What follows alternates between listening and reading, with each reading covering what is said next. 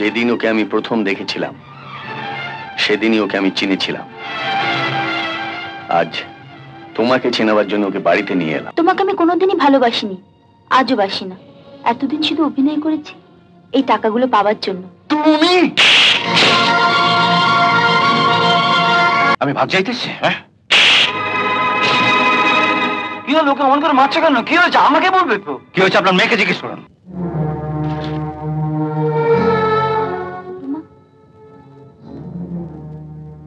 কি ব্যাপার, তুমি হঠাৎ? গত মাসে তোর বাবা এখান থেকে গিয়ে সেই যে বিছানা নিল, স্কুলেও আজ যাচ্ছে না, টিউশনে যা করতো সব ছেড়ে দিচ্ছে, সংসার একেবারে অচল। এদিকে কোপাটারও শরীর খুব খারাপ। ভাবলাম তোর কাছে একবার আসি, যদি তুই কিছু টাকা পয়সার ব্যবস্থা করে দিতে পারিস। মামা, আমার ছোট মা। নমস্কার। নমস্কার। নমস্কার। দাঁড়িয়ে কেন? বসুন। বসা মাকে। আমি আছি, ভেতরে আছি। কিন্তু ছোট মা, আমি কোথায় টাকা পাবো? শুনেছি কলকাতায় নাকি টাকা ওরে। তুই যদি আমাকে একটু ব্যবস্থা করে দিস মা।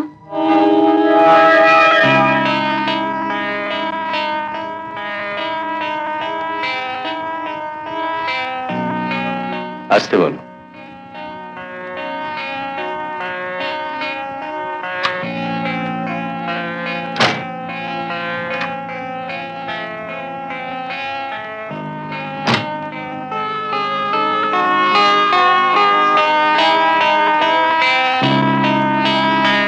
তুমি হঠাৎ?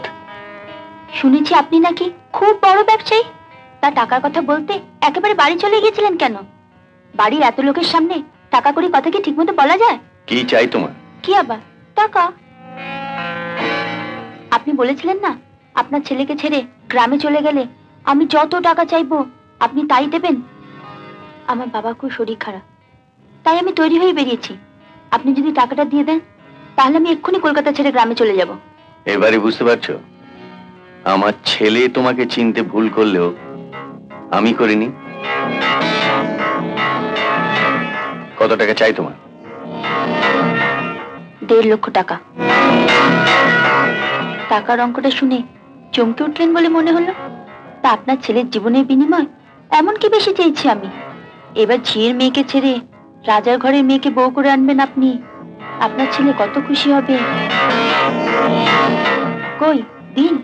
এত টাকা আমার অফিসে থাকে না। আমার সঙ্গে বাড়িতে চলো, আমি দিয়ে দিচ্ছি। এসো।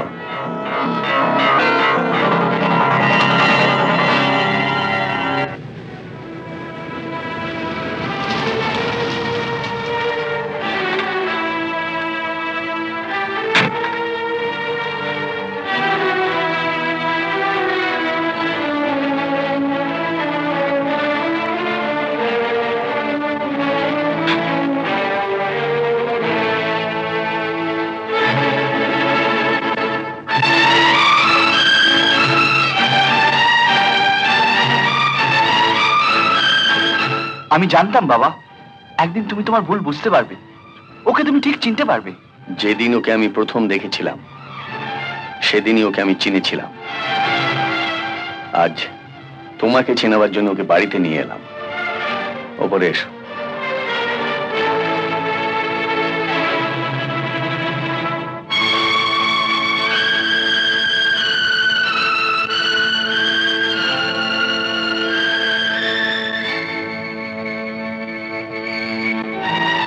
দাঁড়াও।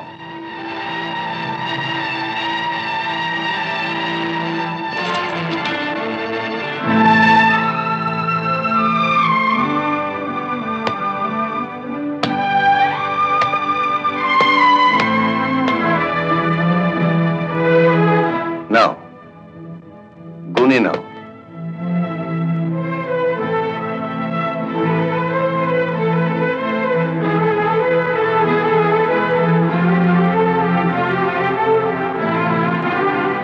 এইবারে বুঝতে পারছো কত বড় ভুল তুমি করেছো।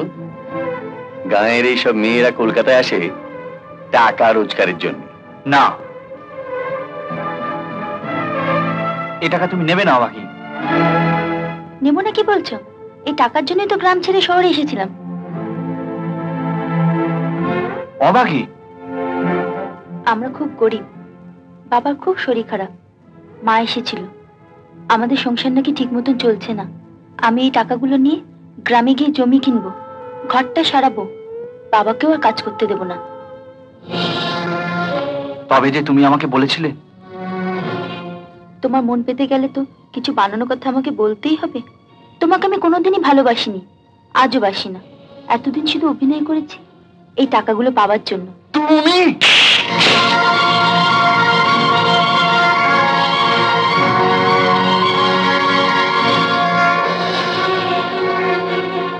আমি জানতাম এই টাকাগুলো নিতে এলে তুমি আমাকে মারবে। এবার একটা কাজ করো না, একটা প্লাস্টিকের প্যাকেট দাও না, এই টাকাগুলো গুছিয়ে নি। এতে টাকাগুলো ভরে নাও, অনার তোমাকে স্টেশনে ছেড়ে দিয়ে আসবে। অসম্ভব। অবাকি তোমার বাবার কাছ থেকে টাকা নিয়েছে? আমি বিশ্বাস করি না। মানে এই মাত্র ওকে আমি শিয়ালদা থেকে ট্রেনে তুলে দিয়ে এলাম। ভাবলাম তোর কাছে একবার আসি, যদি তুই কিছু টাকা পয়সার ব্যবস্থা করে দিতে পারিস। মামা, আমার ছোট মা।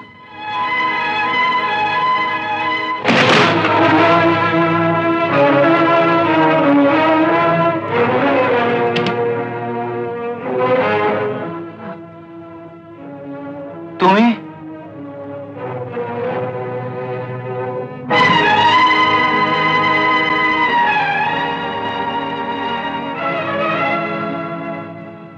আমি জানতাম মামা তুমি আসবে। তুমি ওর সঙ্গে আমার আলাপ করিয়ে না দিলে আমি তো এত সহজে এতগুলো টাকা রোজগারই করতে পারতাম না। তাই বলে আমি কিন্তু তোমাকে কোনো ভাগ টাগ দিতে পারবো না। দাঁড়ান, আমি ভাগ চাইতেছি? হ্যাঁ, কি হলো? ওকে অমন করে মারছে কেন? কি হয়েছে আমাকে বলবে তো। কি হয়েছে আপনার মেয়েকে জিজ্ঞেস করুন। ওকে ঠকিও। ঠকি?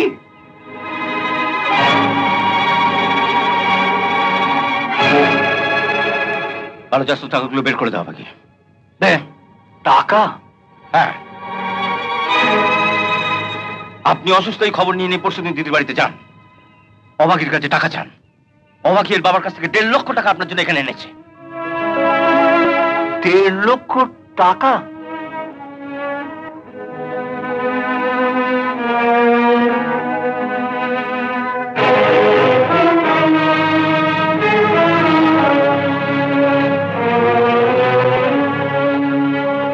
তুই টাকা এনেছিস? হ্যাঁ এনেছি, এনেছি আমার বুদ্ধি খাটিয়ে। এ টাকা ভাগ আমি কাউকে দেবো না। ওদের তুমি চলে যেতে বলো। তুই টাকা কোথায় রেখেছিস? লুকিয়ে রেখেছি, ওরা চলে যাক, বের করে দেবো। বের আমিই করে নিচ্ছি।